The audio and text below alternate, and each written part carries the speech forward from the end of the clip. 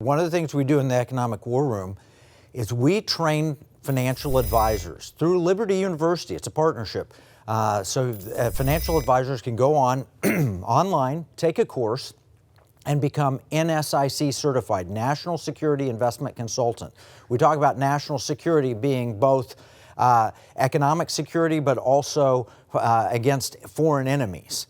And our intention is to train 10,000 financial advisors representing $1 trillion of capital. And the ones that we've worked with so far, the first thing they say is, hey, that's great. I know what I don't want to do. Now tell me what I do want to do. And I think second vote is a real positive solution for that.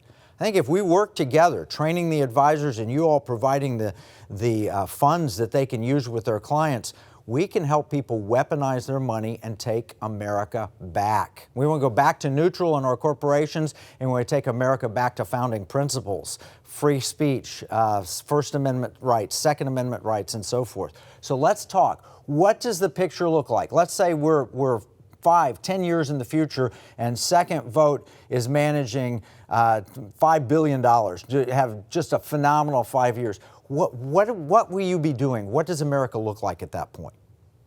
That's a great question. And, like I said earlier, the reason we started this company is existing asset managers that have $5 billion today are influencing companies. You can go to the largest asset managers' websites. You can click on their webpage, and you can find their stewardship team.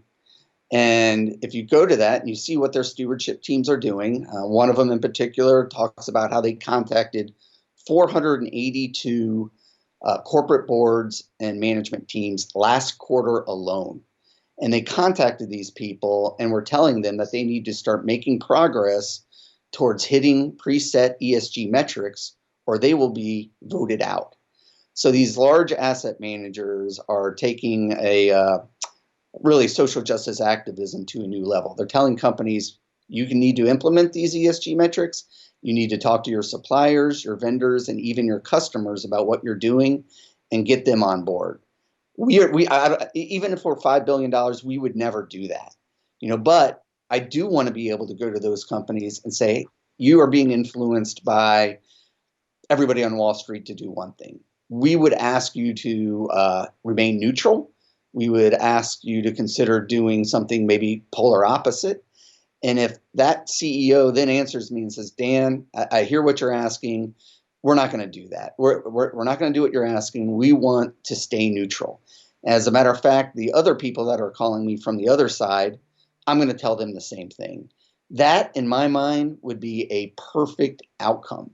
We need to have a voice on Wall Street right now counteracting what all of these board of directors are hearing, and they're hearing it every day. Bank of America basically went in Georgia and said, this is a racist, Jim Crow on steroids kind of thing.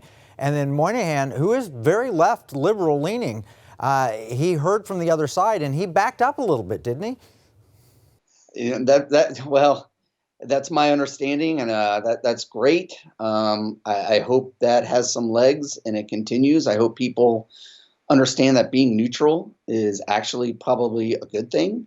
I think it's good not only for the company and its profits, but good for the community at large. He wouldn't have done that if it weren't people like you and others that stood up and say, hey, Bank of America, you've got my client account, you've got my, I bank there, I write checks there, or I own shares.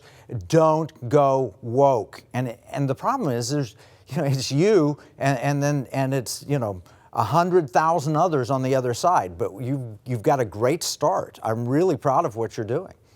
Well, thank you. And I mentioned we're a small company, but we've been able to attract top talent. My chief operating officer is Jane Cantor. She's the co-founder of ARK Investment Management with Kathy Wood. Al Newbert is our chief portfolio strategist. He led the development of the S&P 500 methodology and managed that for over 20 years. Our advisory board includes people like Dr. Kevin Hassett, Andy Puzder, Dr. Mike Edelson, who is the former chief economist of NASDAQ, former chief risk officer of half of Morgan Stanley, and former chief risk officer of the University of Chicago Endowment. We've got a great team of PhDs, and the reason these people are working with us is because they understand the mission. They understand, there are 100,000 other asset firms on the other side of the street, and their voices are loud, and we need to be heard.